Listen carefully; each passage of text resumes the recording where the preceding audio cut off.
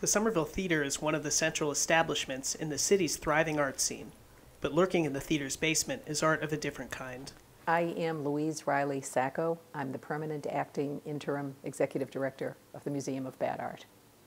The Museum of Bad Art is the only museum in the world that collects and exhibits and celebrates art that by most traditional standards has failed. And it might have failed because a skilled artist had a bad idea or didn't execute it. It may have failed because the person who created it just doesn't know what they're doing, has no skills at all. But either way, we look for art in which something has gone wrong in an interesting way that gives us something we want to talk about and think about. So our criteria, for the most part, is exactly like a fine art museum. We look for art that's original, that's sincere, that's trying to communicate something, and that's compelling, that makes you want to look at it, talk about it, think about it. In about 1994, Scott Wilson, who's an arts dealer in Boston, was cruising slowly on trash night, which is what antiques dealers do, and he saw a picture in a frame. The picture was terrible, the frame was beautiful. He was planning to throw out the picture and sell the frame. His friend, Jerry Riley, who's my brother, saw it and said, "You can't throw that out, it's so bad, it's good." And Jerry hung it in his house.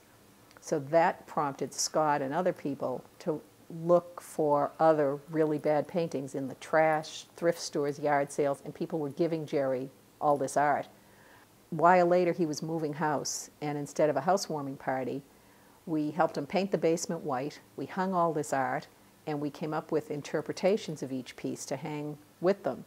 And he invited about 50 people to the opening of the Museum of Bad Art. It was going to be a one-night event. It went so well. By midnight, there were about 200 people there because people were calling their friends saying, "You've got to come and see this." And the next day, 5 of us just decided we have to find a way to keep this going. And the Museum of Bad Art is what emerged and is still going. This is Dog. The artist eloquently challenges the viewer to re-examine old concepts of landscape with this remarkable fusion of a ski resort and puppy, stoical in yellow-eyed silence as he sits frozen beneath the ice-capped peak. And here the puppy kind of melds right into the mountain. How much is that cow in the window? The artist made the interesting decision to depict 1.5 cows in a pastoral plein-air painting while avoiding the inconvenience of actually going outside. And this is one of these cases that we find with some of our artists. They look for interesting ways to fill up the space. And in this case, they fill the space up with a wall. One thing that you'll see is that nowhere do we ever make fun of the art or say bad things about it or say anything negative. If we're laughing at anyone, it's art writers and art critics with kind of over-the-top ideas about what they're seeing in the art. In addition to the Somerville location, MOBA currently has 2 galleries, one at the Brookline Interactive Group and another at the New England Wildlife Center. The Somerville Theatre Gallery was opened in 2008 and remains popular with the after-cinema crowd. Every once in a while, the curator will say, "No more clowns. We're not taking any more clowns." And then a clown will appear that is a whole different kind of clown than anything we've ever seen, and he'll say, "Okay, one more, but this is the end."